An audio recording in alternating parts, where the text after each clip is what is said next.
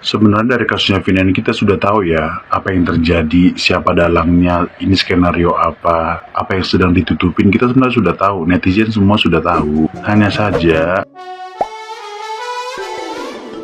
Hola netizen yang tercinta, sosok Pak RT yang menjabat saat kasus Vina dan Eki terjadi menjadi sorotan. Pria yang saat ini sudah tidak menjabat sebagai ketua RT dianggap sebagai saksi kunci kasus Vina Cirebon. Kesaksian Pak RT juga dapat meringankan hukuman para terpidana. Setelah kasus Vina Cirebon, Pak RT sulit ditemui warga. Penangkapan para tersangka kala itu pun menyimpan misteri hingga kecurigaan publik. Saat penangkapan, anak Pak RT bernama Kahfi awalnya ikut ditangkap polisi, Ibtu Rudiana.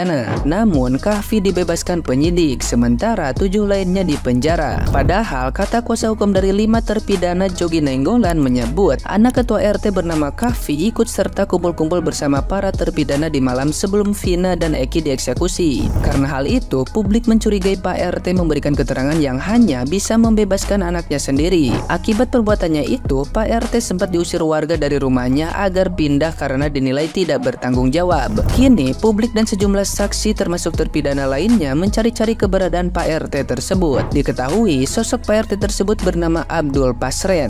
Kini ia disebut-sebut sebagai saksi kunci yang dinilai bisa meringankan para terpidana kasus Vina Cirebon. Nah, gimana nih menurut netizen yang terhormat? Silahkan berkomentar ya. Guys, sepertinya alibi 5 orang tersangka yang lagi ditahan sekarang bahwa mereka di saat kejadian kriminal terhadap Eki dan Vina mereka lagi nongkrong di depan warung Bu Nining.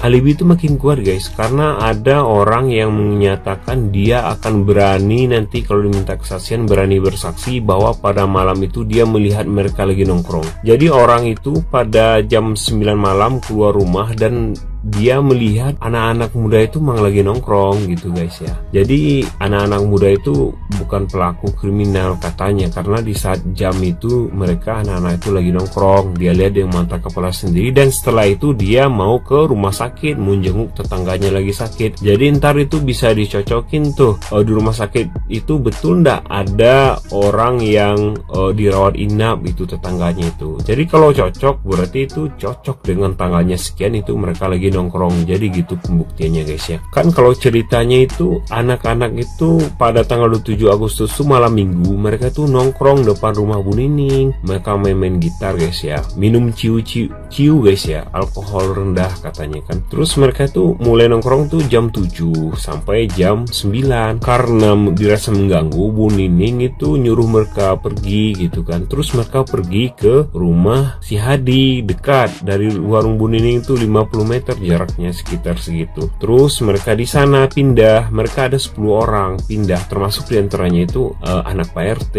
pindah lokasi lah gitu kan. Di rumah Hadi dari jam 9 sampai sekitar jam 10 lah. Jam 10 itu karena udah larut malam mereka rasa, terus mereka pindah ke rumah Pak RT gitu kan. Ada 10 orang itu pindah lagi gitu. Jadi pindah-pindah dari rumah depan warung Bu Nining ke rumah Hadi, kemudian ke rumah Pak RT gitu kan. Tidur mereka di sana karena udah ngantuk gitu kan guys ya. Namun masalahnya guys ya, Pak RT itu nggak tahu kalau mereka lagi ke sono gitu kan. Dan kalau pengakuannya kan yang memberatkan mereka itu kan Pak RT nggak ada ngasih kunci ke mereka gitu kan. Kemudian guys ya, dari 10 orang ini 5 orang ditangkap dan itulah yang jadi tersangka lagi menjalani masa tahanan sekarang kan. Yang 5 orang itu dilepas dan antaranya termasuk anak Pak RT. Ada keterangan si Okta juga guys ya. Okta itu pada saat kejadian udah umur 15 tahun ya, masih anak-anak gitu kan, umur 15 tahun.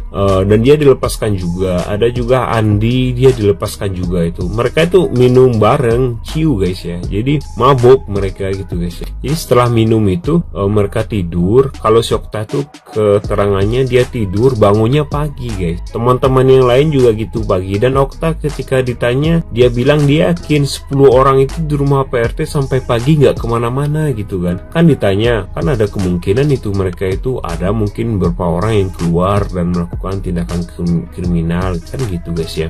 Kemudian guys ya, ada masalah juga sih ya, karena mereka itu lagi mabok gitu kan pandangan kalau orang mabuk itu kan pasti pelaku kriminal, ya cenderung identik dengan kriminal lah gitu kan. Dan juga nggak bisa dibuktikan mereka 10 orangnya sampai pagi di sana nggak itu kan, karena kondisinya ada yang mungkin yang mabuk berat, ada yang setengah, ada yang sedikit mabuk gitu kan, nggak tahu siapa yang keluar dan lain sebagainya gitu guys ya. Jadi ya seperti inilah keterangan terbaru gitu guys ya.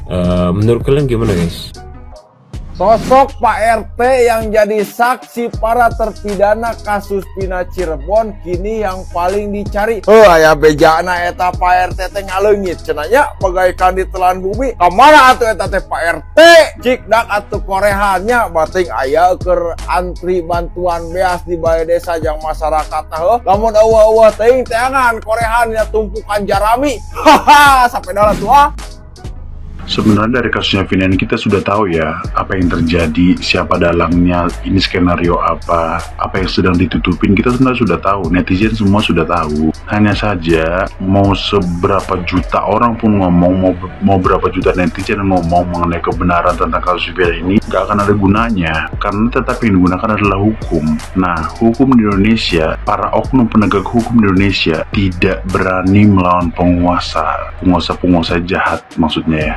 Nah, kalau tidak berani melawan penguasa jahat, ya ini kasus akan muter-muter gini terus, jalan di tempat gitu loh. Aku lebih fokus kepada memberi pesan aja sih untuk anak-anak muda zaman sekarang yang punya cita-cita menjadi polisi, jaksa, hakim, ataupun pengacara. Tolong siapkan mental, siapkan diri, siapkan keberanian untuk melawan para penguasa di Indonesia ini. Apalagi penguasa-penguasa yang jahat, yang berkedokan hukum ya. Nah, siapkan mental. Karena apa? Karena kalau kalian tidak punya mental, tidak punya keberanian, nanti pada akhirnya kalian bukan menjadi penegak hukum, justru menjadi pengacau di negeri ini. Ya, karena yang kalian hadapi adalah penguasa. Ketika kalian tidak berani untuk bersuara mengenai kebenaran, dari kalian adalah seorang penegak hukum, maka kalian akan menjadi pengacau di negeri ini. Lihat sendiri kasus Vina yang sebenarnya begitu simpel untuk diselesaikan, menjadi rumit karena apa? Karena para oknum penegak hukum tidak berani melawan penguasa. Oke, itu aja sih intinya. Jadi pesanku untuk anak muda gitu ya, siapkan mental, keberanian, siapkan semuanya harus dipersiapkan dengan baik untuk melawan para penguasa. Kalau tidak mempunyai keberanian, tidak mempunyai mental yang kuat untuk melawan penguasa, mending jangan jadi penegak hukum, oke? Karena kalau kamu mencoba untuk menjadi penegak hukum tanpa keberanian untuk melawan penguasa, pada akhirnya kamu akan menjadi pengacau di negeri ini. Mending jadi kuli aja deh, lebih berbobot daripada jadi oknum penegak hukum tapi tidak berani menegakkan hukum ketika berhadapan sama penguasa, jadi pengacau pada akhirnya. Liga Akbar adalah saksi kunci di 2016 di persidangan 8 tahun yang lalu. Tapi di BAP waktu itu dia menyebutkan ada tragedi yang dia melihat dilempari batu, terus dikejar, dipukul dan segala macam seperti itu. Tapi saat ini dia mencabut poin-poin tersebut bahwa sebenarnya dia tidak melihat apapun. Mungkin karena yang dulu adalah dituntut atau bagaimana dipaksakan untuk mengarah ke sana. Kita nggak tahu ya. Apakah ini pemaksaan kasus? Apakah ini semua di tahun 2016 persidangan itu adalah settingan? Apakah ini salah satu alasan kenapa Pak Ibtu Rudiana itu susah sekali diajak komunikasi dengan Pak Hotman Paris? Apakah ada kaitannya dengan semua ini? Apakah ini rekayasa kasus? Ada yang sepemikiran nggak sih dengan aku? Kasus almarhumah Vina Cirebon sangat besar sekali, melampaui kasus Irjen Pol Verdi Sambo, Irjen Pol Teddy Minahasa. Kok bisa? Begini penjelasannya teman-teman. Kasus Vina Cirebon ini bukan kasus kecil teman-teman. Ini kasus besar sekali. Siapa otak di belakang ini mudah-mudahan bisa terbukti. Lalu kenapa saya mengatakan kasus ini besar sekali? Karena yang tertimpa masalah adalah orang-orang yang hidup di bawah kesusahan. Mereka hanya kemampuannya bisa berdoa. Di mana lagi mereka meminta petunjuk dan pertolongan kalau bukan hanya kepada Allah. Karena mereka ini di bawah garis kemiskinan, tertindas, terintimidasi, termarginalkan. Mereka mengandalkan doa yang menggema, yaitu hanya meminta pertolongan kepada Allah. Pertanyaan sederhana, siapa yang mengetukkan hatinya netizen di seluruh Indonesia? Tidak ada kemampuan manusia bisa memainkan hati sanubari seseorang selain Allah Subhanahu wa Ta'ala. Allah yang bermain di hati sanubari teman-teman netizen.